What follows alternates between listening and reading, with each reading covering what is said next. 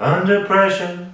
Oh, don't sing, I can't sing. Queen can sing, they can sing that under pressure song because it's pressure that people find themselves in, especially if you're under high performance. If you have to perform at a high level, then the pressure will get to you. It has got to many people. This is what happens when people are high performers. They have a big job and they need to perform really up to that really high level all of the time. Teachers are one example of it. Then you've got musicians are one example of it. Then you've got, of course, performers like actors and public speakers, lawyers, people that need to go to court. These are examples of all the people that have this pressure on them all of the time. What I'm looking at right now is the fact that music itself can change that flow of pressure and allow a person's brain and a person to perform really high up in high performance area under pressure, even if they're under the most pressure. But first, what is music? Well, the music that we're looking at here in this particular study, the basis for this particular video, is that we're looking at 4 parts of music. Now, before I get to the 4 parts, later on I'm going to be showing you how one of these parts, one of the things that I'm going to touch on later on, how I actually performed and did a physical activity, an athletic activity under pressure. And the music will be attuned, get it, to the actual activity itself. So when we look at this, we look at the fact that people's brain changes with music. You've got the cerebellum in the brain, you've got the temporal lobe in the brain, and you've got the amygdala, and they all change according to music. Music has that magical element to change mood, to change feelings of people. And I said this is the top performers out there in the world ever. They have this feeling with music. So the composition of music, that this particular basis that changes people, is made up of rhythm. Rhythm is the first thing. And what is rhythm? Rhythm is how we can count the beats per minute. So when you see people tapping their hands, clapping to a particular tune, or if they're tapping their toes, then people are responding to what they perceive is the rhythm in a certain song or tune. Now, just because they perceive it, it doesn't necessarily mean that it's absolutely perfect, but that essentially is the rhythm, explained theoretically, but not musically. We might find a song with rhythm, who knows. Then you've got the likes of the other part of music composition, which is essentially the dynamics. Now the dynamics really has to do with how the performer, how the musician actually uses what they have, uses their breath and their timing with regard to the tune or to the song. So you can think of lots of songs and lots of different ways of how a person can use the breath. Often a good musical teacher will tell a person that if you can control your breath, you can control what obviously you're saying and the rate of how you say it. If you speed up and say, for example, rapping in the rap music format, if you're rapping very quickly, then obviously your breath is going to be shorter. If you're then holding a longer key, you're going to actually have a different type of breathing straight away. Then you've got melody. And I spoke about under pressure. I spoke and I sang it at the start. I kind of sang it because I'm not that great of a singer. What I did, I tried to go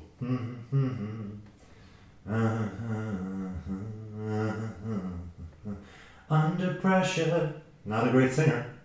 But what I'm doing prior to that is I'm actually kind of miming.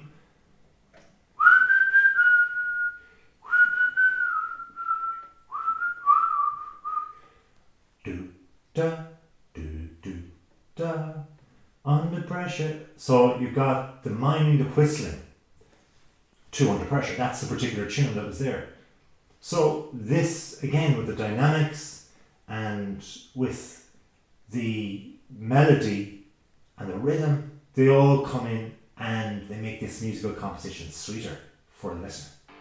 Now I'm looking at people that really perform in a high stakes game all of the time. Now I've mentioned the likes of teachers, I've mentioned the likes of even high performance psychologists or high performance people that help out other people, such as coaches. These are people that are really in the zone, and that's what's called flow. That psychologists actually use the term flow. But if you look at it really from a perspective of a musician, a person that's playing a guitar and singing and also is the actual musical writer of the composition, they're going to have three things going on there. So there's a lot of work, a lot of creativity going on in the creation of the song. They're going to be very prideful, naturally enough, of the song and how it should be sang. So they're going to be really aware of the dynamics, the rhythm, timing, all of the things I've mentioned, the melody and so on. They're going to be really acute to that because they have composed the song. And if they have a band with them, it's going to be the exact same way.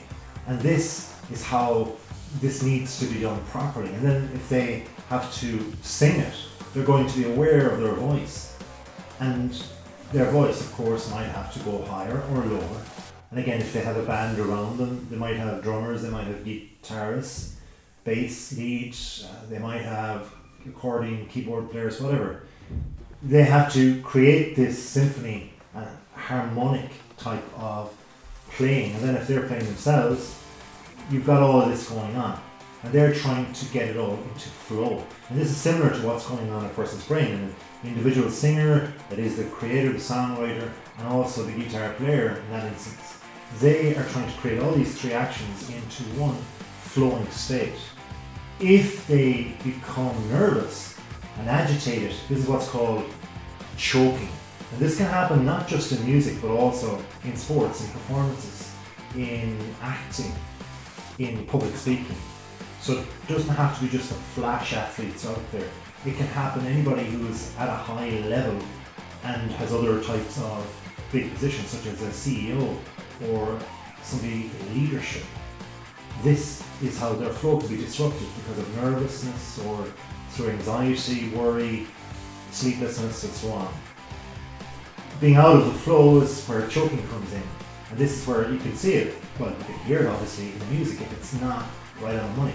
The same way for an athlete, somebody who is not actually going so well in training, they're going to have massive problems. Now, music can start in three ways. First off, music can start before performance. You can use music to help you to change your brain states so that you can become more in sync with your actual performance that you want to have a half an hour, 2 hours later. So if you're going on the bus, you often see athletes maybe going on buses to matches, to games, and they have big earphones on, or you see them coming off it right before they go out and perform. You see this in the Super Bowl, you see this in the NBA, you see this in lots and lots of sports, even amateur sports. So prior to actually performance, you can actually use music to change your brain state so that things go into that flow rather than being in that choking state. It's the same way, believe it or not, with actual in-performance. And this has been seen in the volleyball type championships where they actually play music during in-performance. They have it there so there's a high octane going on within the performance because it's a very active game. The ball is going over and back, so it's all action and such. Then you see it also in music can be used after performance to soothe. And that's something I'm going to show you in a second, is soothing type music. Now, the activity part of the brain generally, the cerebellum, is going to actually really enjoy this. And that's why you have athletes who have very high kind of rap type music. That's what happened to Michael Phelps, the multi-winning awarded athlete who won so many Olympic gold medals. Several gold medals in each Olympics he actually went into. And he used to have his rap sheet of music, essentially, this private musical bubble that he had. Then you had Kelly Holmes, the British athlete who won 800 and 1500 gold medals. That is 800 metres and 1500 metres, not 800 and 1500 medals. That would be a lot of medals. But she won both in 2004 in the Olympics. And she used Alicia Keys' music prior to that. And it was the words that were in the music that were helping her to get over all her mental anguish of her injuries and all the problems she had before that. So this can be used before, throughout, and after. And this is why I've tried it with myself doing yoga, and this is the particular type of music that I needed to get in sync with my brain, with my body, and with my being as I was trying out a little bit of yoga for now. So that's it. I hope you enjoy it, and I hope that you subscribe. If you have, thank you very much, and please do if you have not. So until next time, have a wonderful day.